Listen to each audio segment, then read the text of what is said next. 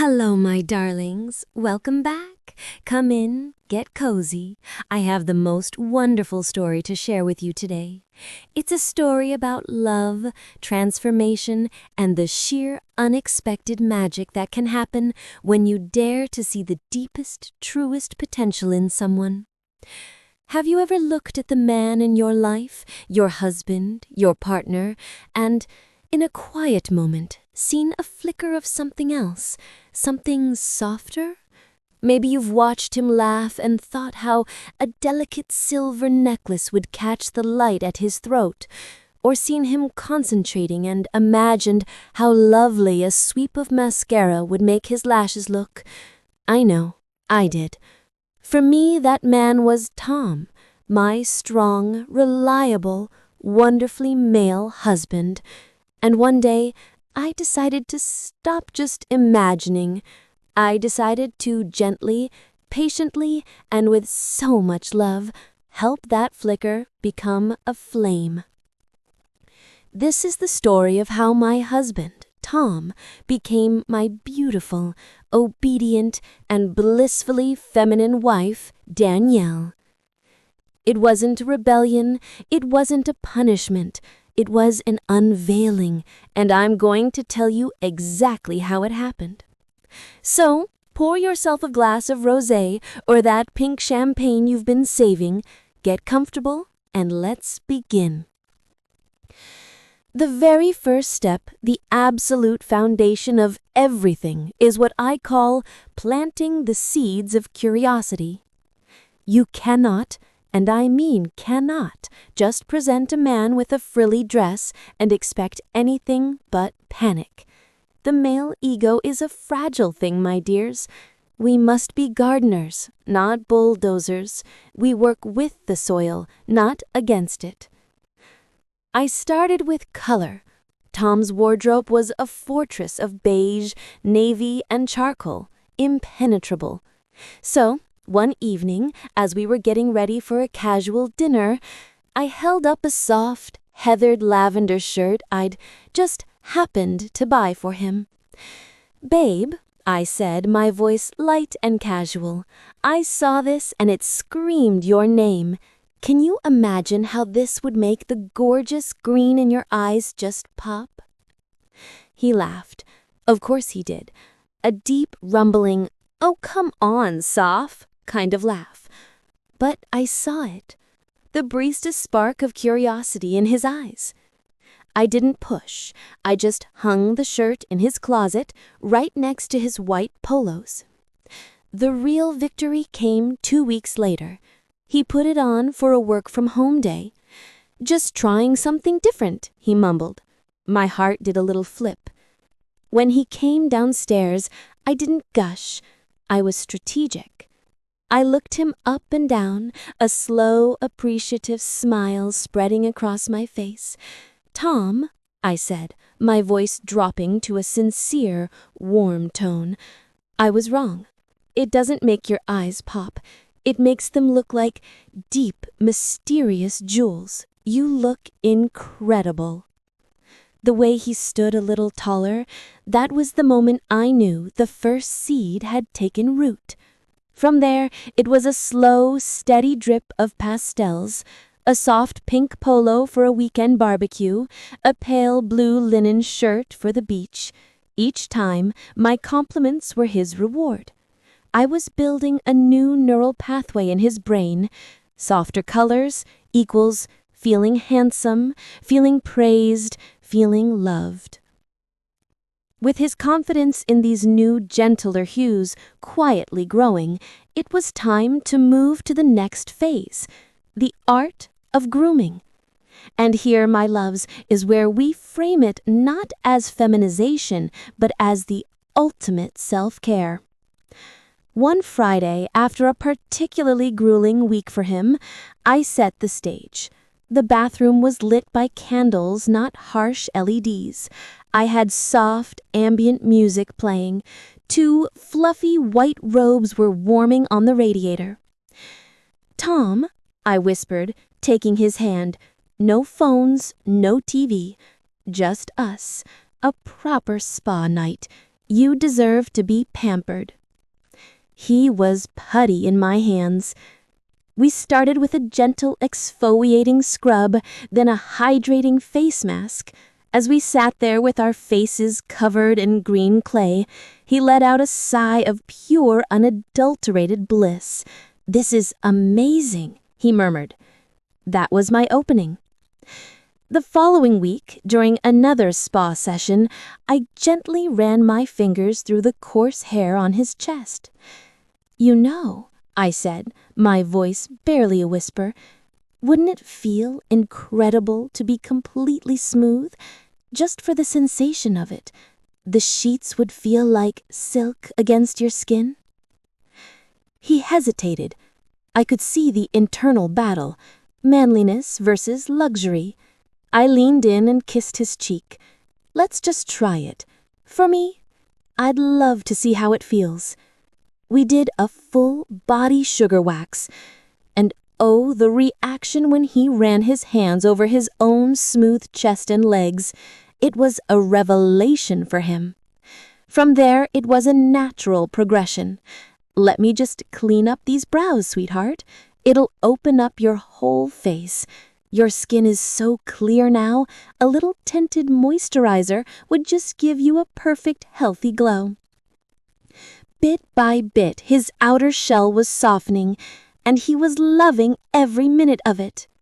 Once he was addicted to the feeling of being smooth and pampered, it was time to introduce feminine fabrics.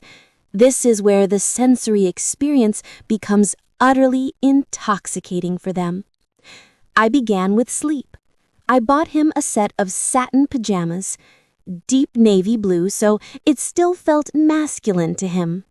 "Feel this," I said, letting the cool, slick fabric run through his fingers. "Can you imagine how this will feel against your smooth skin?" He was skeptical, but that first night he put them on, I'll never forget the look on his face. It was pure, childlike wonder. "Wow," he said, running his hands over his arms. "It's like water."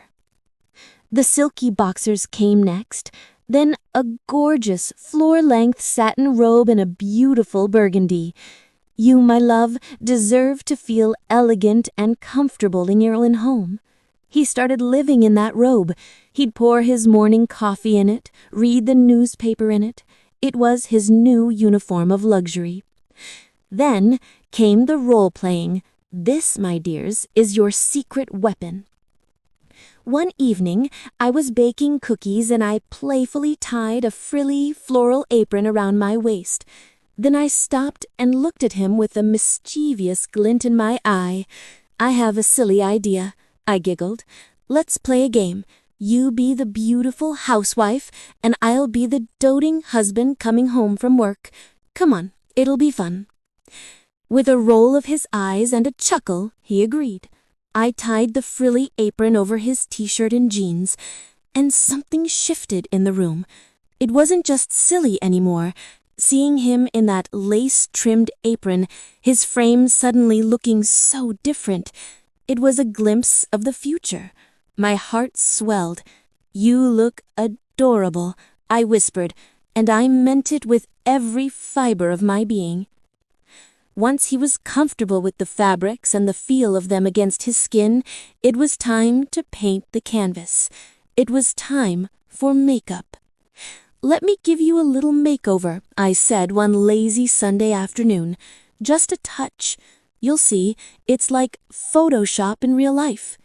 He rolled his eyes, but he was comfortable on the sofa, relaxed. He agreed. I started with the lightest touch. A dab of tinted moisturizer to even out his skin tone, a sweep of clear brow gel to tame his eyebrows, a little cream blush to give him a healthy flush. "Okay, ready?" I said, holding up a hand mirror. He looked, and he stared. He leaned in closer. I look well rested," he said, surprised. "I look good." That was the hook. The next time, I added a coat of brown mascara to bring out his eyes. "Oh my gosh," I exclaimed. "Look at your lashes." I'm so jealous, he blushed, a genuine, pleased blush. Over the weeks, I introduced more. A shimmering top eyeshadow, a glossy lip balm. It became our little ritual, our secret art project. I'd take pictures and he'd shyly ask to see them, a little smile playing on his now glossy lips.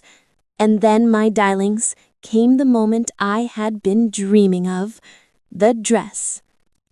I had it hidden in the back of my closet for weeks, a simple but unmistakably feminine baby blue sundress with a delicate bow at the neckline. The day was perfect. He was in a wonderful mood, feeling smooth and pampered from our morning's spa session. You know, I said casually, we've done the apron, we've done the makeup. I have a dare for you. Warm, conspiratorial, gently authoritative, and lovingly playful. He raised an eyebrow. Oh yeah? I brought out the dress. I want to see you in this. Just for a laugh. Just to see how it looks. He froze. The old programming flickered in his eyes. That's a dress, Soph. I know what it is, I said, my voice soft but firm. And I think you'll look beautiful in it. Come on, trust me. The silence in the room was palpable. He looked at the dress, then at me, then back at the dress. Slowly, he took it from my hands. I held my breath as he disappeared into the bedroom. It felt like an eternity. When the door finally opened, my heart stopped. There he stood. The baby blue fabric softened his shoulders. The skirt fell gently over his hips. He looked awkward, yes, but also, strangely, right. Do a twirl for me, I said, my voice cracking with emotion. He gave a hesitant, clumsy twirl, and the skirt flared out just a little. And then he laughed. A real, free, unburdened laugh. See, I said, tears welling in my eyes, you're a natural. I took his hand and led him to the full-length mirror. Look, I whispered, look how beautiful you are. He looked at his reflection, at this new person staring back at him, and for the first time, he didn't look away. The first public outing was, of course, the biggest hurdle. I chose a quiet, open-air market on a weekday morning. I dressed him, or rather her, in a simple floral sundress and a wide-brimmed hat, sandals on his feet, a light touch of makeup. We'll go somewhere quiet, I reassured her, holding her trembling hand. No one will even notice us, just a lovely morning out. She was nervous, holding on to my arm for dear life, but as we walked, and no one pointed, no one stared, she began to relax. I bought her a coffee, and she held the cup with a newly delicate grip. By the end of it, she was walking with a little more confidence, a slight sway in her hips. It was the birth of her true self. Soon after, I knew a new name was needed. Tom belonged to the old life. One evening, as she was practicing walking in a pair of low heels, I said, "You know, you look like a Danielle to me. It suits your elegance." She looked at me, a shy smile spreading across her face. "Danielle," she repeated, testing the sound of it. "I like it." And so Danielle was born.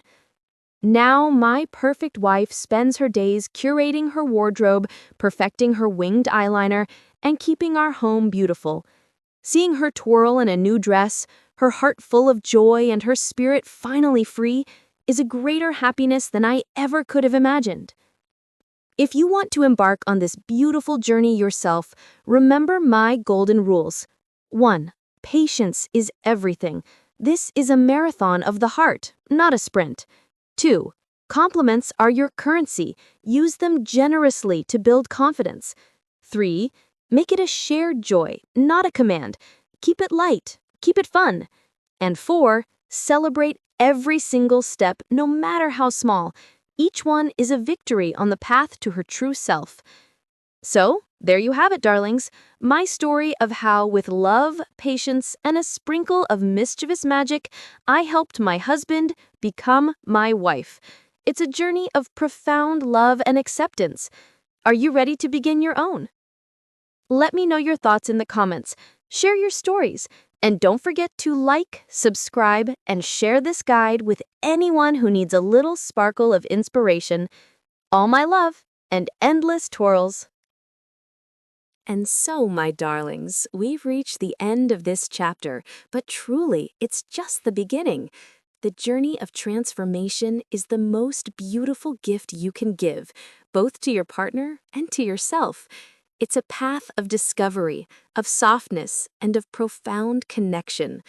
If this story has sparked a little flutter of excitement in your heart, if you can see that potential in your own partner, then I encourage you to take that first gentle step. And remember, you don't have to walk this path alone. For the finest satin robes, the most delicate lingerie, the perfect pretty things to begin your own magical journey, I invite you to visit us at www.sissylux.com. It's more than a shop. It's your sanctuary for transformation, a place where dreams of a softer, more beautiful life become a reality. I would so love to hear about your own experiences. What was your first small step? What challenges have you faced? Share your stories in the comments below. Let's inspire and uplift each other. If you want to see more and follow along for tips, stories, and daily doses of inspiration, please do subscribe to the channel and hit the bell so you never miss out. Thank you for sharing this time with me. Remember, the most beautiful changes begin with a single, loving thought. With all my love and endless sparkles, Sophie.